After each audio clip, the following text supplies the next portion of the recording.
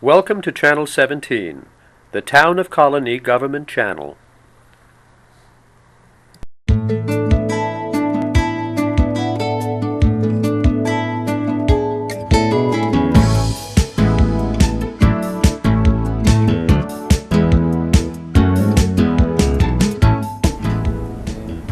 Welcome to The Money Factor. I'm Richard Naylor, your host. If you have a business, you probably already have a website. That's a given. But making the most out of one, that is not a given. Our guest today is Rebecca Murtagh, Chief Strategist for Karner Blue Marketing, to shed some light on what it takes to have a super website. I want to welcome you on the show, Rebecca. Thank you, Richard. Great to be here. Let's start out with some background on you and the company. Actually, I've been in traditional marketing for about 20 plus years. I have done a little bit of everything throughout the years, and including direct mail and sales support, brochures, print, and about 12 years ago I had the opportunity to begin working on e-commerce and e-business sites in a corporation I was working in. 12 years, okay. 12 years. Yes, so I'm one of the dinosaurs. Well, if you did all math, that puts it very early in the 90s, right. or the mid-90s. Mm-hmm. And I found it very exciting. It was very intriguing to me, very stimulating. It was the wild frontier back then, so there were a lot of wide open opportunities, so much to learn. So I found it very stimulating, and it really opened the doors for corporations. At that time, it was really only the larger companies that were leveraging this medium to really get the word out and use the web as a tool, as a marketing tool. So from there it just evolved, and I went from company to company and learned as I went along, and then the day I was laid off from a very large publicly traded firm, I started Karner Blue Marketing, and I haven't regretted it for a second. That was 6 years ago. Could you tell us a little about what your company does? I know that you help with websites, but more specifically. Actually, we've just recently focused our practice specifically only on website optimization, which is for search engine and usability, and also internet marketing. We were actually doing everything marketing, and as successful as we were at it, people really came to us because of our expertise on the internet. So it became a very, very wise business decision that I wish I'd done sooner, of really defining our practice to what we specialize in. Super. And people really understand now what we can do to help them to make the most of the internet, their presence online. I think the combination of a real marketing background and putting that into a technological arena makes so much sense. People are used to dealing with, should we call them techies, or technical people who understand everything, and they like what those things do, but they're not necessarily connected to the bottom line. Right, and the alter ego of that is the beautiful design that can be done online, and you can have a beautiful website that's highly functional, but if no one can find it, it does you absolutely no good. Your business is going to languish online. So we actually help people breathe life into that presence and leverage it as a marketing medium, and that's really where the power comes in. And yes, the traditional marketing comes in very handy. Now, normally I don't talk about anything that I've done on the show, but I think it's interesting in finding you. I was looking for someone who could help people about internet marketing, because I asked one company and they said, well, we don't really know. And so I didn't know who to ask. So I went to the internet and I put in a couple search terms, and I came up with your company right at the top. There you go. And so that shows that we know how to do it. Actually, we get a lot of business that way. We have a lot of folks tell us that that's how they found us. And quite honestly, if you're looking for help in the search engine or internet marketing arena, you really do want to be able to find someone online. And we do focus on our local market. We work with companies outside the area as well, basically by referral. But our local market is a very dominant place for us to do business, so we do focus on that. So I'm really happy to hear that. Well, I noticed in something you wrote that you also do some international business, and that reminded me of something. We had a guest on the show, Gerald Shea, who's in charge of Empire State Development. He works with international businesses. Mm-hmm. And I asked him, how do most people get interested in international business? And he said, actually, most international business for smaller companies is started because somebody finds their website. And they're so shocked, they don't know what to do, and then they come and get some help. There you go. And then that's actually happening. The web has been the great equalizer, and it's allowed even small businesses and large businesses be able to conduct commerce and develop business relationships worldwide. I can actually tell you also that my first year of business, being a very, very small business in upstate New York, I had people contacting me from Germany, from Israel, oh yes. Wow. And I was like, how are these people finding me? But again, this was way before search engine optimization became a buzzword. I was optimizing my website, so people were finding my business even back then. So we're going back 6 or 7 years before people really became familiar with the practice. So you're right, it can be very powerful for businesses that want to be found online to get international exposure. We want to go back and talk about optimization because I don't know what it means, for one thing, and I'm sure there are a few other people that don't. But before they get to your website, they have to find you, and that's part of the way that I found you was through a Google search. But how do most people find a company's website? That's a great question, and actually most people that have a website want to know, how do I get my website in front of people? So the same concept really is the basis for all of that activity, in that you have to be search engine friendly. And that is far more than, a lot of folks just think of it as optimization, just plugging some keywords and metadata on a website and hoping that it's going to be found. It's much more involved than that. And the bottom line is, if you are search engine friendly and deliberate in positioning your website, then you will be found on Google and Yahoo. Google does power most of the search engine searches out there, not just only under their own brand, but under other brands. So it's very important, and we usually optimize for Google. We recommend people choose Google to set their parameters for, and then usually Yahoo, MSN, AOL, etc. follow in suit, because Google's the most difficult to be seen on. Because it's the most popular. It is the most popular, and they change their algorithms, they change their rules quite frequently. And I use the analogy of sandboxes, and people are usually a little taken back by this, but all the search engines operate very differently. So Google and Yahoo may have very different rules, as will Ask or some of the other popular Dogpile, etc. Alta Vista. Right, exactly. And there are so many out there. Some of them, again, are powered by Google, even though they're under a different name. But the bottom line is they all have different rules. They don't have to share the rules. There are no common rules. They can change them whenever they want to, and they don't have to tell you what you need to do to be seen. No, so the it becomes question very is tricky. why, I guess. Why do they change them? They actually, believe it or not, they're not doing it to try and make it difficult for the businesses to be seen. They're actually doing it to protect the integrity of the search results.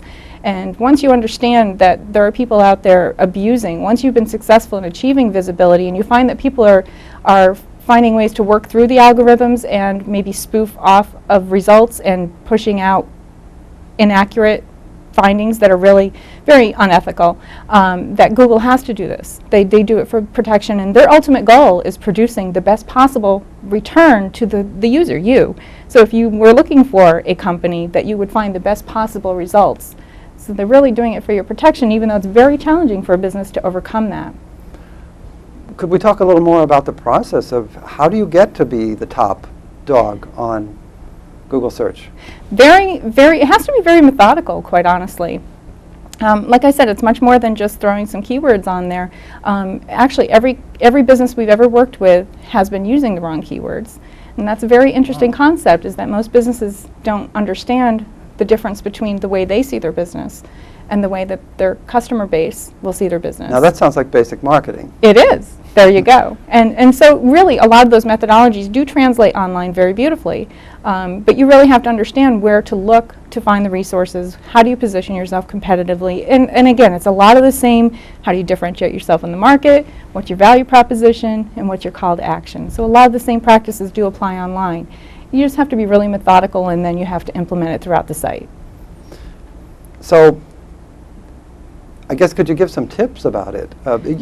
What kind of terms? I guess you said it really depends on the business. It really does. It really does. It's so the method is very much the same for every business, no matter how large they are or how small they are. And actually, what's interesting is once you've done this preliminary research and positioning, it actually translates really well from search engine optimization to the internet marketing component. So if you're actually looking for natural rankings, which we understand to be the free listings on the left side of Google or Yahoo, you can also use that methodology to implement the proper keywords for the paid pay-per-click, which is Google AdWords or Yahoo search listings. So you're actually paying for that listing. A lot of folks don't know that they're being paid, but they just see it as a result. So those are the ones on the side. Correct. Right. Yeah. Those are the ones I don't like often, but sometimes I'm stuck and I have to use them because I could put in something very specific. I'm looking for a specific type of camera, and I might get Target to come up.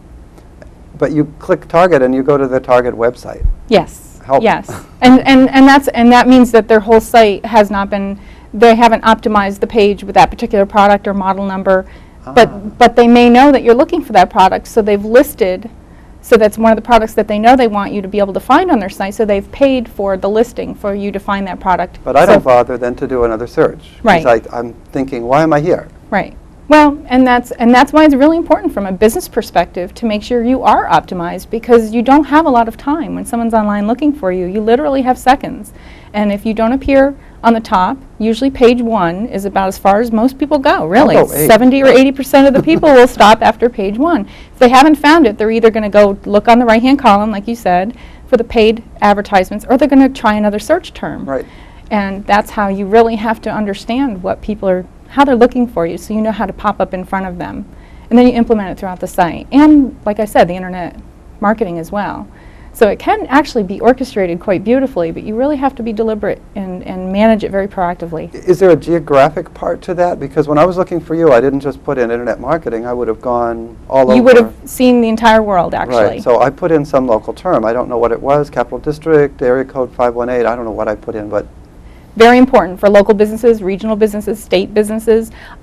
Quite honestly, it is, and this is interesting because I've shared with you, I've met with some entrepreneurs recently, and one of the things that the little light bulb went on over their head is that they felt because they were the little guy that they couldn't compete online.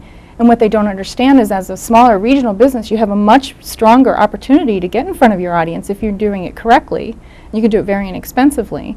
Getting into the actual deployment of the site is a challenge for them, but once they've done it and optimized, they can be seen.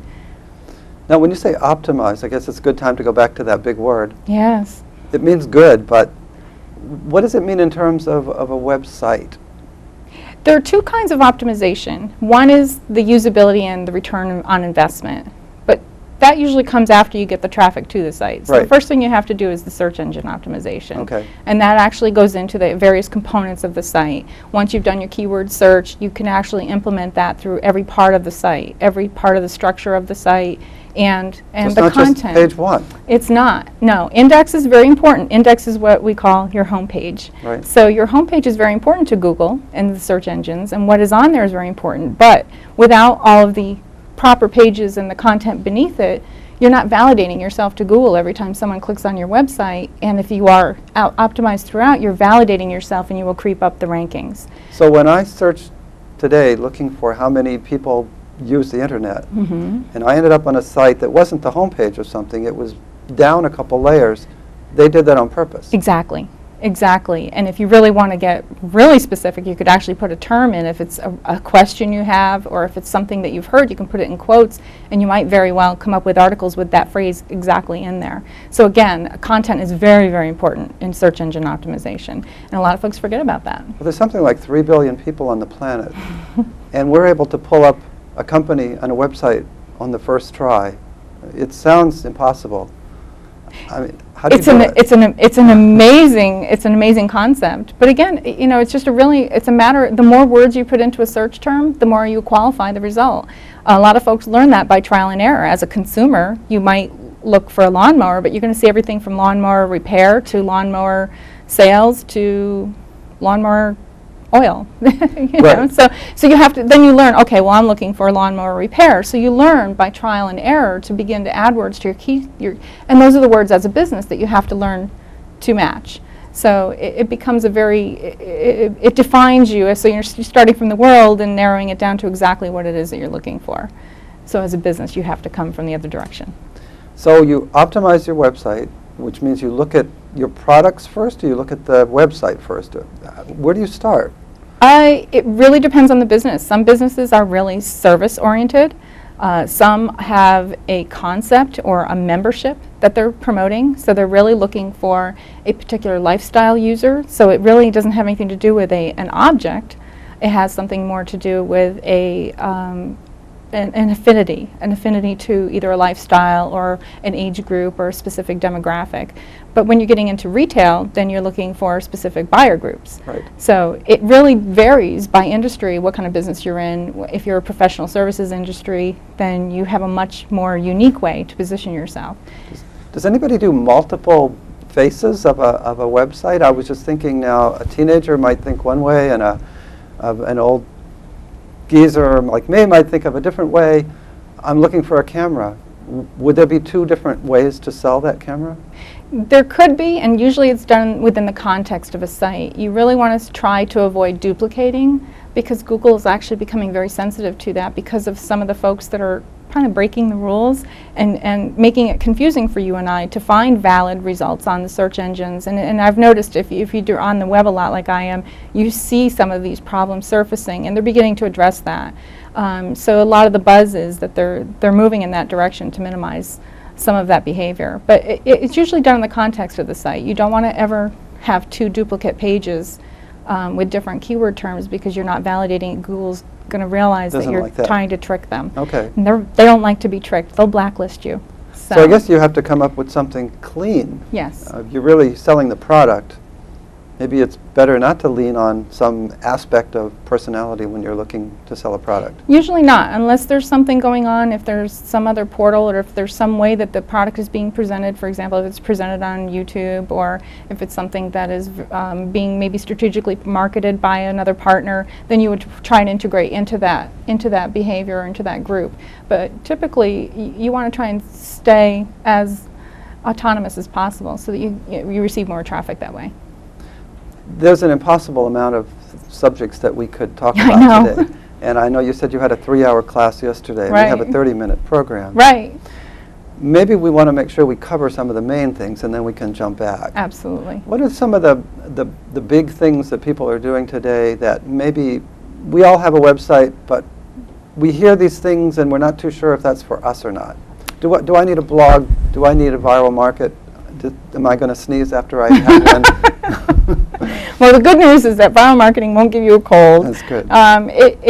It's a way to tap the behavior of your user market, to have them market for you. So there are mechanisms that you can create or put on your website that actually promote behavior so once you have them on your website, you're actually using their relationship with you to reach other people. So simple things like refer this, send this link to a friend, or refer to a friend, or invite someone to do A, B, or C.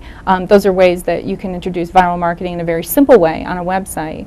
I think one thing that a lot of businesses are really struggling right now is pay-per-click, which is one of the most popular ways that people see internet marketing, and they're looking at Google AdWords. And so what is pay-per-click? Pay-per-click is those pay-per-click. Yeah, those are those listings on the search engines. So they can be very powerful. So if you're in a very, very saturated market, or if you're trying to compete on a national level and you're really not sure how long it's going to take you to get to page 1 on the natural listings, it's a great alternative. So for some businesses that maybe don't want to invest the money in fixing their website, which we would love to see them do, it's an alternative, or it can be done in conjunction with. The other thing it can do too is introduce new product or pricing structures. It can allow you to test marketing plans, marketing concepts. It can be very powerful. But a lot of the folks are really, really struggling with it because they keep thinking if they throw more money at it that it's going to work better for them. And really, it's not about how much you're spending, it's how focused you are being in reaching your target customer. So it seems like an area where you could get these fancy ideas and keep trying to succeed and never succeed, and maybe you'd be better off doing something else. Google has made billions of dollars after all. Who has? Google. Right. Has made billions of dollars because everyone is feeling empowered, and that is a beautiful concept, and we want people to feel empowered to manage their programs. But Google only goes so far into educating you on as to how you need to do it. So you have to really take it upon yourself to either educate yourself or find someone that can help you do it properly. We've had clients come to us spending tens of thousands of dollars on pay-per-click and being able to say, okay, we're paying more, we're not seeing better results, what are we doing wrong? Right. And that's where you actually can do the research. We can scale it down sometimes as much as 50% and double the results. So it's really a matter of being very strategic and really understanding how these programs work and making them work for you, making them work for your business. Right. Now, viral marketing now, it sounds more like what people always tried to do, word of mouth. Right, exactly. Except now the mouth is able They're using the internet. to speak over long distances quickly. Exactly. That's the power of the internet, absolutely. And it can be done through email, it can be done on the website, it can be done in many different ways. Very, very popular with subscription-based websites. So I guess the key for people is to get creative. Maybe a club on one website would work, whereas that would not make any sense for a bank. I don't know, maybe I'm just giving a bad example. Exactly. But a cooking club would make more sense maybe than a saving club, because you're not saving with anyone else. Right. You're kind of on your own there. Right. Right. So you have to really look at your business plan, and that's probably the one piece that a lot of folks, and I hear this from I know several business advisors, and they tell me the same thing, that when people think of marketing, they're really not thinking about the internet, which is amazing because it's so much more cost effective, and the data you get back as far as your website statistics and your internet marketing statistics and seeing the email statistics, you actually get a real-time view of what is working, how well is it working, what is it costing you to acquire that customer. Right. And that's data you really can't get from direct mail until they actually close the sale, which is 3 to 4%. You can get 30, 40, sometimes 70% open rate on an email. It's a no-brainer. Right. So you get these in-between measures maybe we never got before. Right, exactly. And you they get clicked, to really, but then they didn't click further. and you can see what's working for you and what's not working for you. You let go, and what is working for you, that's when you know you have the foundation for something to build upon, and then you can continue moving in that direction. Okay. So viral marketing is trying to find a way to get people to interact either with other people On your behalf. on your behalf, and it doesn't cost you much because they're doing it. They're doing it for you. Absolutely. Absolutely. That's why you see some websites will use free greeting cards, and you have to go back to their website to retrieve it. Right. So the more you get involved with their website, the more likely that it's gonna stick in your head. It's the same principles: brand recognition, establishing a relationship, having them see your product or service offering over and again. And getting to know that you're still gonna be there. Right. The trust, right, the trust factor. Which I think is worth going into a little bit, because I've read that, and this has been going on for a long time, the biggest thing that keeps people from buying on the internet, other than a gradual migration to more computer use, is they're worried about fraud. Right. I'm putting my credit card in this box I don't even understand. It's bad enough to giving it to somebody, a teenager behind a cash register. Right. But now I'm putting it in a box I don't understand. Right. And a lot of folks don't even realize some of the most fundamental user rules for being online, looking for the HTTPS at the top. A lot of folks don't even realize that means that it's secure. And so we have to, I think, as marketers, we have to do a better job of instilling that education and that trust in our customer base, so that we remove that barrier, so that they're feeling comfortable doing business with our firm or our company and establishing that relationship. Because when they're comfortable and they're happy with their experience, they will tell their friends, and that viral marketing becomes that much more powerful. And I would think that in this case, that it's really important to establish a history, even if they don't buy anything. Because the fly-by-night folks, you're lucky that you probably couldn't call them or anything. Exactly. And if you add a little value, you'll be surprised how easy it is to establish a relationship with people that have even just some interest in what you're doing. We have a relationship. I have an incredible email list with businesses that I have not yet done business with, but every week they open my emails, and I've had referrals from them. Maybe not from their business, but they've introduced me to other folks. So there's a relationship that people have to begin to look at the internet the way they do when they network in person. The website becomes your 24/7 receptionist, your salesperson, your customer service agent. It really is an extension of the business. So, how big is something like viral marketing? If I were looking at the show and I was saying, okay, do I want to do that?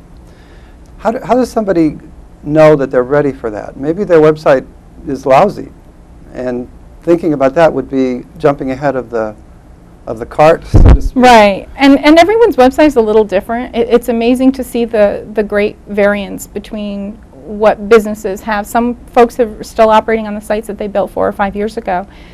it was okay for them, but most likely they're not search engine optimized. They're not really, they have to understand that their user base has become more savvy over that period of time and their expectations are higher. So to serve them and for them to understand that you're up with the times and that you are still, because the dustier your website looks, you may look like you may not be an active business. So you really have to keep in mind that the visual, interactive, the usability experience on your website does play into that psychological trust building and that relationship you're having with the user. So the viral marketing actually can be something that can be implemented immediately, but if the rest of the website is not strong enough to initiate that relationship with someone after a few seconds, then it may not really make an impact for you. Okay. You might have to actually go back and address some of the other issues first. Now, I think I've read email is really big. I mean, that's an understatement. Everybody does email. Right. And I think 90% of the people on the internet use email regularly. So it would be only natural that if they go to a website, they would click an email and ask questions. But I know that's not the newest thing. Could you talk about chat? I went to a website and I got stuck, and 2 seconds later there's somebody saying, could I help you with that? Isn't that amazing? I think that's wonderful, and I actually had someone ask me last night at the class, is there someone really behind that, or is it this random thing that comes up? I said, no, there's someone actually on the other end of that, just as if you were doing an IM with a person. Yeah, so it's really powerful, and actually it's becoming a very usable and very friendly tool because it's eliminating one step between you and the customer. So instead of waiting for them to pick up the phone and ask a question, you're popping it over exactly what they're looking for. One of the great websites to look at is overstock.com. Okay, everyone's going to go look at overstock.com. But what I love is actually if you click on an item, if you're looking at a particular item, a pop-up comes up and says, hi, my name is Amy. Can I answer any questions you have about this item? And I'm thinking, wow, that's good. Now, when does that become intrusive, though? You can close it at any time as a user. Mm-hmm. So it actually only becomes intrusive. Well, first of all, you have to have the ability to touch that person. And if they have pop-ups disabled, then they don't see you. Okay. So that's one way that people can eliminate as a user. I would prefer saying there's chat available if you want to talk instead of... But I think some of our younger audiences are so accustomed to communicating in that way that they're finding it to be worth popping up in front of people because they're actually finding that, wow, it's kind of like walking onto the dealership lot or walking to the furniture store. You don't want to hound them so much that they want to walk out the door. So there's a delicate balance there that has to be. Sorry to the automotive dealerships and furniture stores, but as consumers, we want to have a little more control of our purchase experience, and that's what the web gives us. So if you offer it and they want to close it, then it's fine. Right. Okay. But it is actually it's really aligning the web's experience, the website experience, to how our audiences are beginning to communicate online. Okay. They're doing a lot of the instant chat, so they're very comfortable with it. We don't have a lot of time, so I want to use it as well as possible. What do you think we should have covered? What should we have covered? I guess just realizing, I think the biggest thing that businesses don't realize is how much of their audience is online. Even if, and I think there's a big disconnect that a lot of business owners, even small business owners, sometimes even larger business owners, they don't understand how much of their audience is seeking them online before they come to do business with them, whether they're picking up the phone or they're visiting in person or scheduling an appointment. It's an amazing fact that 90% of the people, the millions and millions of people online, 90% will actually research a business. They will search on a search engine before they'll actually key in the business name. Okay. Before they'll even respond to a print ad, go to the radio, or anything else, they will actually go to a search engine first. So you have to realize that search engines are your first point of defense. Or offense, I should say, where the yellow pages used to be, where people went to find a business. So you really have to think of it as this is your first point of contact. This is where people are going to look first. And it's going to grow. So it is. If you're behind, don't get further behind. Don't get further behind. And the power of that is understanding that with a good web presence, and again, if it's an extension of your business and you have something really meaningful to present to your potential customer, and you're doing that well, then you're one step further into the sales process, which is the whole idea. And that's where we're moving away from web brochures to actual interactive medium where people actually expect to be able to get closer to making a purchase or buying decision. So really, businesses really need to take it really, really I seriously, want and to most touch on do. one more thing, and I think maybe some businesses haven't really thought about this, so at least to get them thinking. Advertising. I read that $16 billion in 2006 was spent on internet advertising, and that newspapers' revenues had gone up 35% over the year before in this. They're still relatively small, but Right. how much of their planning should go into an advertising budget relative to the internet, which is now bigger than radio, I see?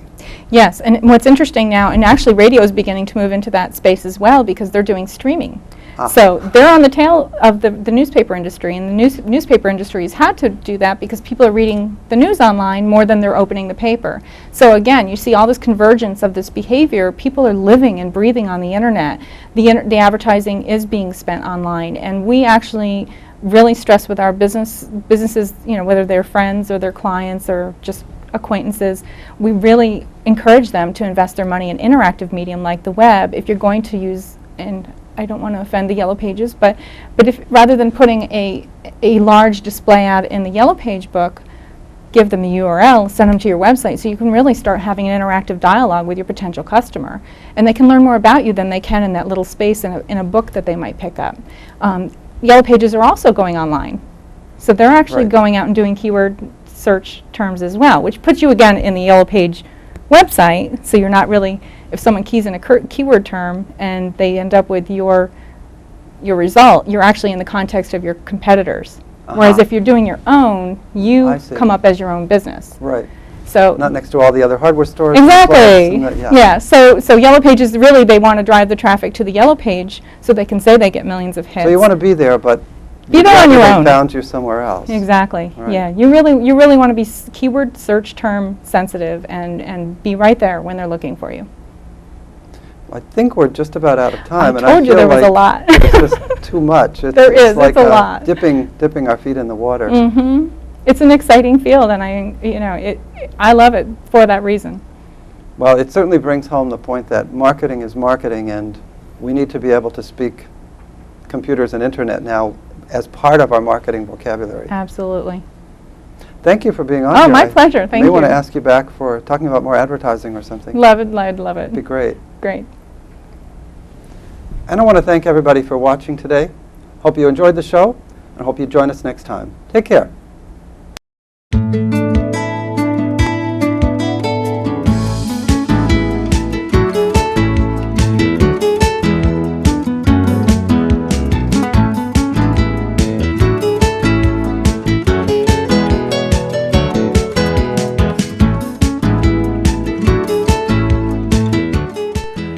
Welcome to Channel 17, the Town of Colonie Government Channel.